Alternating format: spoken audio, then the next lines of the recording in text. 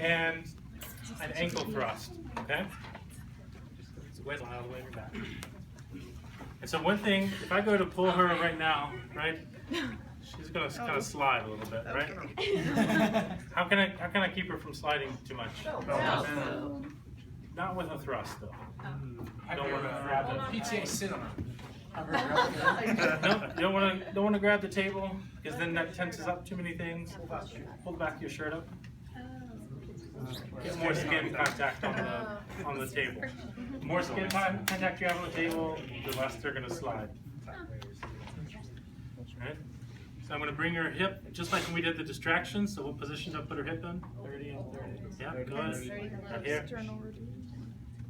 For your grip, I don't know how I mean, there's lots of ways you can grip.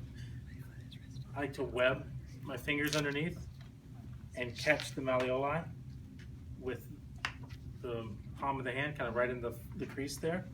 And so I start out above the malleoli, and I'm going to bring the tissue down towards the malleoli a little bit. That gives me a little bit of play there. So as I'm pulling, I have I'm not like pulling on the skin or anything like that. It's a nice, just comfortable grip. Okay? So here, get on the malleoli, lock my fingers up underneath. Okay? So I got a nice grip on her leg. See how when I'm here, my elbows are a little bit away from my body like this? You want to be about where my arms are right here. You want to be all the way out here like this. You don't want to be way in close here. Just a little bit away from your body. That's going to be your stop on this. When you do the thrust, you're not pulling with your body back this way. You're actually collapsing your elbows into your body. So that gives you it kind of gives you an easy stop for your amplitude. So I'm going to be here.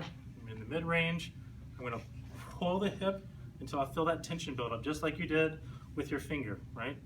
Feel the tension build up right there. Great, and then bam, just collapse your elbows into your side. Now, if I'm going to instruct this, to the patient, tell them what I'm going to do. It's a good example of how you would go through and say what you're going to do. So what we're going to do is do a thrust technique on your leg that should help just reduce some pain, maybe reduce some of that muscle tightness around your leg. It's going to be a really fast movement. So I'm going to have your leg. I'm not going to do it right now. I'm just showing you kind of what it is. I have your leg here. I'm going to pull it to the end, and I'm going to do a really fast movement. Do a little bit harder than that. Is that okay? All right, great. So now she knows what we're doing. I know what we're doing. I pull here, get to the end. First thing I want to know is that okay? You feel okay with that? All right.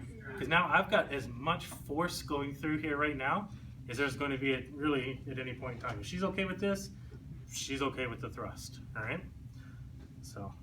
All right, here, build up the force, all right, and boom, pull it in. Now, you might ask them to take a deep breath. Sometimes that's a way to get the patient to relax. And so if you're gonna have them take a deep breath, then what I'm gonna have her do is I'm gonna instruct her to take the deep breath, breathe all the way out. If you have a patient that goes,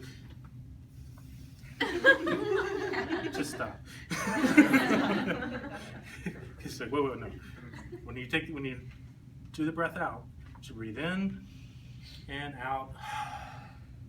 You just let all that air out, right? That's what you want. You want and you don't want to do your thrust until the end of in that pause between the end of the breath out and the beginning of a breath in. That's when you're doing the thrust. So we're here, back her up, got the tension. All right, take a deep breath in. I'm really lax right now. Breathe out. As she breathes out, I'm building up the tension, kind of timing it up, and then I'll do it again before. Breathe.